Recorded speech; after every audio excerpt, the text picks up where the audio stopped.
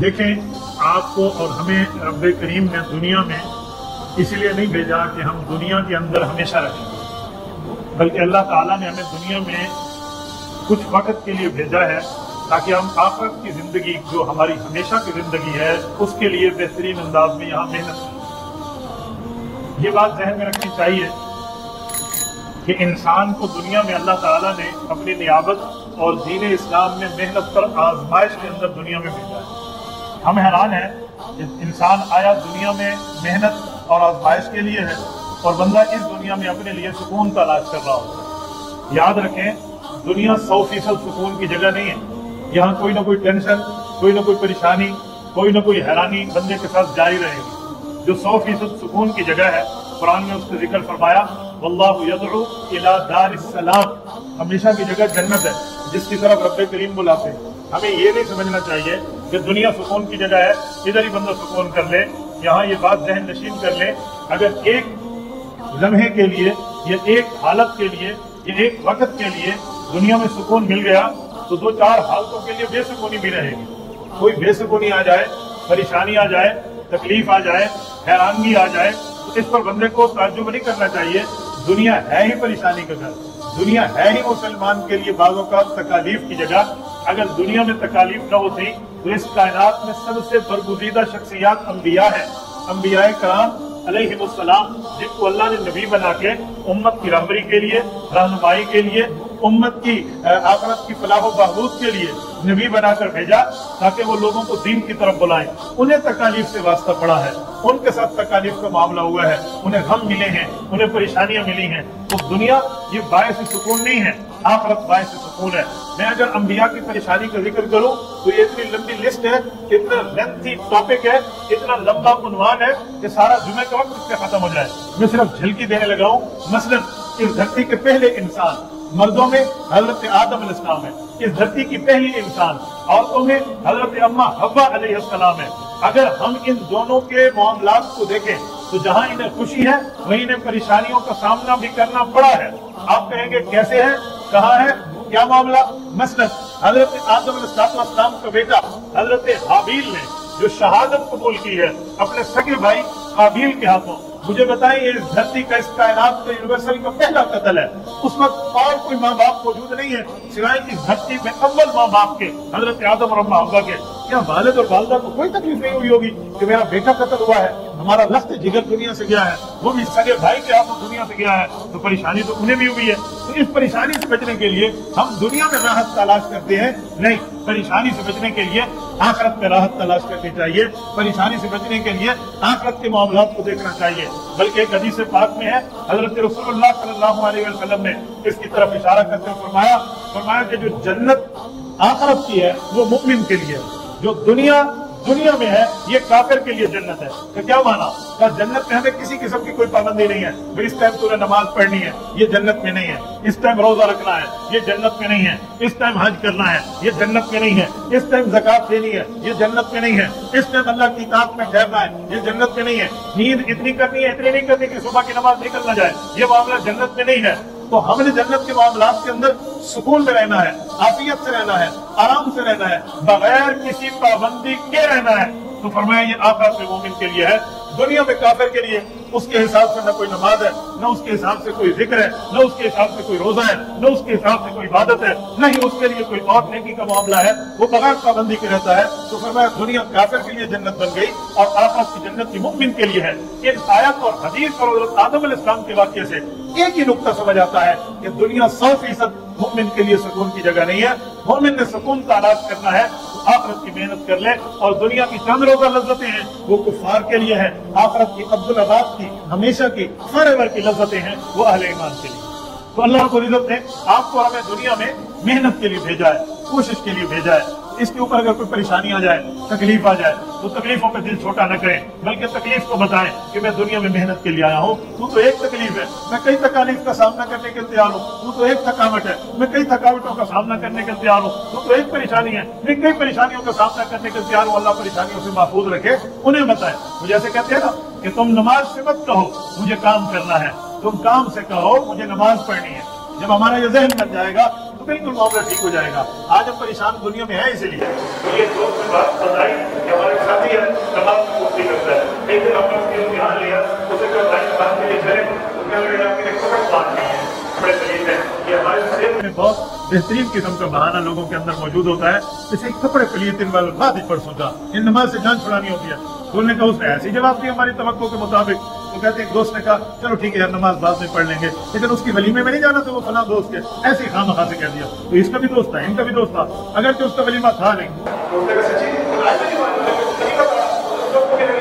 मैं आपको भी कहूँ शायद मुझे आपको कहना भूल गया होगा। उन्होंने कहा फिर आप ठहरे, मैं नए कपड़े पहन के आता हूँ, फिर चलते हैं। तो सब ने कहा देखा वलीमे की बात आई तो अच्छे कपड़े आपके लिए पहनना कोई मुश्किल नहीं है, नमाज की बात आई तो मेरे कपड़े खराब हैं। तो भाई हमें दुनिया में इबादत को नहीं समझाना चाहिए कि हमने कामों में रहना है, हमें अपने कामों को बताना चाहिए कि हम दुनिया में इबादत के लिए आए हैं। यहाँ हमेशा की कोई रोजा चंद रोजा जिंदगी है, हमेशा की जिंदगी नहीं। आज दुनिया में सबसे बेहतरीन रहने के लिए उम्मत मोहम्मदिया ने अपने पास मकानात भी बना लिए, रिहाइश की जगह भी बना ली, बेहतरीन कारोबार भी बना लिए, ऐसी दुनिया में अपने आप को लगा लिया कि हमें आखिरत का याद और खौफ ही नहीं रहती। याद रखें दुनिया अच्छी जरूर बनाए, लेकिन ऐसी रखें कि आखिरत की भी याद है। एक हदीस पाक में है, सुने ये हदीस पाक अपनी कान की खिड़की खोल के दिन तक इसको रास्ता देना। हजरत उम्मुल मुमिनीन हफ्सा रज़ियल्लाहु अन्हा, इनकी बारी का दिन था, हुज़ूर पाक अलैहिस्सलाम तशरीफ लाए, रात को हजरत अम्मा हफ्सा के घर में क़याम फरमाया, और जब सुबह नमाज के लिए उठे तो फरमाया हफ्सा आज आपने मेरे बिस्तर में कुछ तब्दीली की थी। फरमाया या रसूल अल्लाह तब्दीली की थी, पहले मैं डबल करके बिस्तर आपके लिए बिछाती थी, आज मैंने उसको 4 गुना बंद किया है, डबल बनाया है ताकि आप आसान और सुकून के साथ सोएं। हुजूर ने फरमाया हफ्सा इसको वैसे ही रखो जैसे पहले था, इसको इतना पुरसुकून बिस्तर न बनाओ, सुबह नमाज में उठने में फिर तकलीफ हो जाती है। ये नबूवत फरमा रहे हैं आपको मेरे समझाने के लिए, और हम इतना पुरसुकून बिस्तर रखेंगे कि हमें सुबह की अज़ान ही महसूस न हो, नमाज ही पता न चले। तो मुझे बताएं हम दुनिया में किस लिए आए? तो हुजूर अलैहिस्सलाम ने दुनिया में अपने लिए फक्र और तकालीफ इख्तियारी तौर पर रखे थे। ये जो 3-3 महीनों के चांद शुरू होते और हुजूर अलैहिस्सलाम के घर कुछ आग में पकड़ने के लिए चीज मौजूद नहीं होती थी, चूल्हा नहीं चलता था, ये फक्र इख्तियारी था, इज़्तिरारी नहीं था। इख्तियारी किसे कहते हैं, इज़्तिरारी किसे कहते हैं?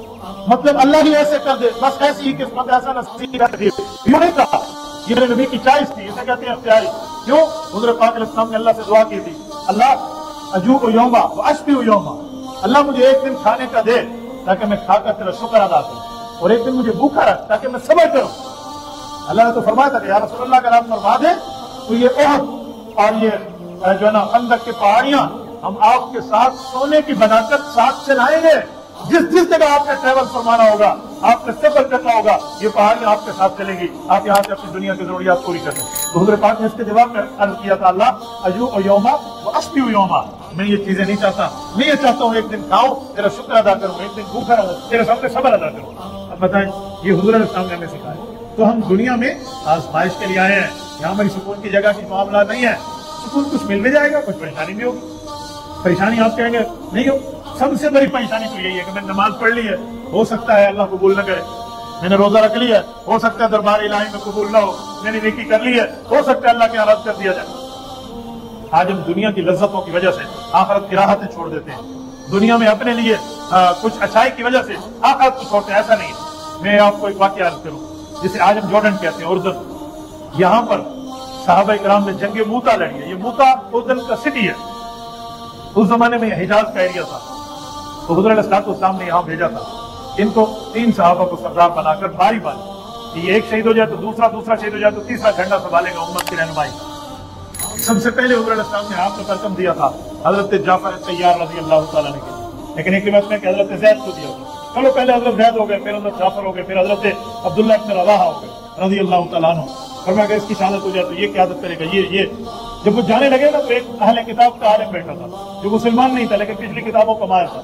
उसने अपने लोगों को कहा ये तीनों बारी बारी शहीद हो गए। क्यों? जब वक्त के नबी कहते कि ये शहीद हो जाए तो ये संभाले, ये शहीद हो जाए तो ये संभाले, फरमाया मेरी किताबों का इल्म मुझे बताता है कि वो शहादत के रुतबे पे फायज हुए। मेरा ये तीनों शहादत के रुतबे पे फायज हुए, वहां गए हैं। एक तफसीली वाकया है, मैं सिर्फ एक जुमला याद सुनाने लगा। जब हजरत ज़ैद इब्न हारिसा रज़ी अल्लाह अन्हु की शहादत हो गई, झंडा हजरत जाफर तैयार रज़ी अल्लाह अन्हु ने संभाला, फिर उनकी मजलूमाना शहादत हो गई। उसके बाद जब झंडा हजरत अब्दुल्ला इब्न रवाहा के हाथ में आया ना, इतने दिनों से भूखे थे, खैमे में थे, खाने को कुछ नहीं था। इत्तेफाक से उस वक्त शहादत हुई तो वो परचम इन्होंने थामना था, तो आवाज आई कि अब्दुल्ला आप परचम आपने थामना है, उठे। तो उस वक्त किसी ने आके खजूरों का खोशा, ताज़ा पकी हुई खजूरें बेहतरीन खुशबुओं के साथ इतने दिन भूख के बाद किसी के हाथ में मिले, और उधर मैदान कारदार, मैदान जिहाद फी सबीलिल्लाह बुला रहा हो, तो बहादुरों की बहादुरी काम आती है। जिहाद में बहादुरों के दिल लड़ते हैं, बुज़दिलों के लिए तो वहां मौत नजर आती है। तो हज़रत अब्दुल्ला ने जो लिया और खजूर के खोशे से एक खजूर का दाना तोड़ा, और जो तोड़ते दिल में ख्याल आया कि कहीं रसूलुल्लाह के हुक्म में लेट ना हो जाऊं, मैं ताकीर ना हो जाए। खोशा यूं साथियों को दिया, और मैं जन्नत में कई किस्म के फल मिलेंगे, ये दुनिया की चीजें हैं तुम्हारा। ये कहा झंडा हुजूर का सामने, और शहादत तक ये शख्स ऐसे ही लड़ता है।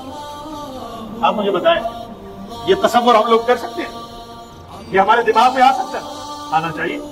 क्यों? ये वो लोग नहीं है जिनको मैं नबी कहूं कि हम इनकी तरतीब पे अमल नहीं करें, बहुत बड़ी शख्सियत नबी है। भाई ये सहाबा है, और इन सहाबा के रास्ते पे कुरान ने हमें चलने में कई जगह हुक्म दिए। अल्लाह पाक ने एक जगह फरमाया, सही आमनू बिमिस्लि मा आमनतुम बिही फक़द इह्तदौ। फरमाया लोगों अगर हिदायत चाहते हो ना, तुम चाहते हो हम हिदायत पे कार बंद रहे, हम नेकी पे कार बंद रहे, मुस्लिम मुमिन बनकर जिंदगी गुजारें, तो तुम्हारे लिए रसूलुल्लाह सल्लल्लाहु अलैहि वसल्लम की जमात का तरीका ये तुम्हारे लिए आइडियल है, नमूना है, काबिल अमल है। वहां पर लोगों ने ये किया, तो हमें अपनी जिंदगी में देखना चाहिए। तो छोटी मोटी परेशानियां आ जाए तो परेशानी से इबादत न छोड़ी कर, परेशानी से नेकी न छोड़ी कर। परेशानी को कहे मैंने अल्लाह की इबादत करनी, मैंने ये नहीं करना, मैंने ये नहीं करना, मैं आपको सफरहद की बात सुनो। एक हमारे दोस्त है, उनकी वालदा के लिए उनको फोन भाई ने किया कि बस अम्मा ब्याह ऐसा है, वो उस वक्त मिना जाने के लिए कि अम्मी फौत हो रही है, और वो बिलक बिलक कर रोने लगे। रोते हुए उसने अल्लाह से दुआ की कि मेरे मौला मुझे इस जगह में ये सदमा न दे। उसे नफल पड़े और रोया। हम मिना पहुंचे, उसके भाई की कहा लगी कि अम्मी बाकी कौमें में जा चुकी थी, उठ के बैठ गई।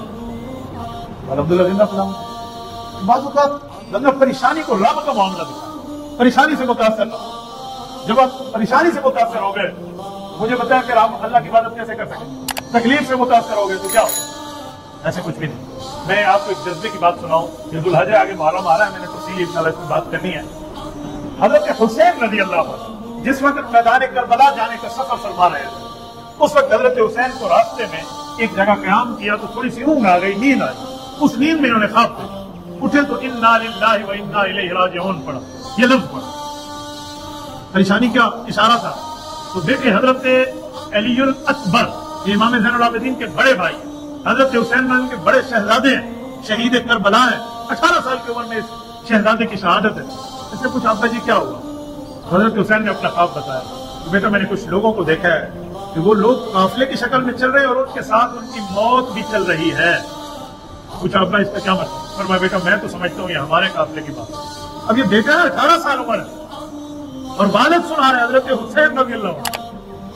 अब जवाब में तो फरमाया जा सकता था अब्बा जी जब हमने देख लिया हमें तो छोड़ देना चाहिए मामला, लेकिन नहीं, बेटे का जुमला था अब्बा जान हम हक पे हैं या नहीं है?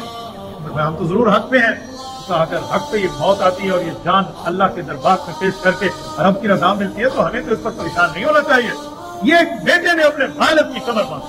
अगर हजरत हुसैन को कोई हौसला नहीं टूटा, लेकिन ये बेटे का जज्बा हमें बता रहा है कि परेशानी को रब का मामला दिखाओ, परेशानी से मुतासर न हो जाए। जब हम परेशानियों से मुतासर हो जाए, तकलीफ से मुतासर हो जाए, फिर दुनिया की जिंदगी में बंदा रब की इबादत नहीं कर सकता। तो मैंने बात चलाई थी, नमाज से मत कहो मुझे काम करना है, तुम काम से कहो मुझे नमाज पढ़नी। हम इन परेशानियों पे अल्लाह न लाए, लेकिन आ जाए तो फिर इस पे बंदा सब्र करे, दीन न छोड़े, इस्लाम न छोड़े, मजहब न छोड़े, ईमान न छोड़े। याद रखें ईमान की कीमत नहीं है, ईमान अनमोल है, इसकी कोई कीमत नहीं लगाई जाती। ईमान के मामलात और होते हैं, दुनिया की चीजें आती जाती रहती हैं, पैसा आता जाता रहता है, बाकी मामलात चलते रहते हैं। खुद कुरान करीम ने कहा है वलनबलुवन्नकुम बिशैइन मिनल खौफि वल जूइ व नक्सिन मिनल अम्वालि वल अनफुसि वस समरात। और भाई छोटी छोटी चीजों में आपसे, दुनिया की चीजों में अल्लाह ताला इम्तिहान लेंगे, लेकिन तुम साबित कदम रहे तो हुजूर को फरमाया वबश्शिर साबिरीन, इन लोगों को साबिरीन के होने में खुशखबरी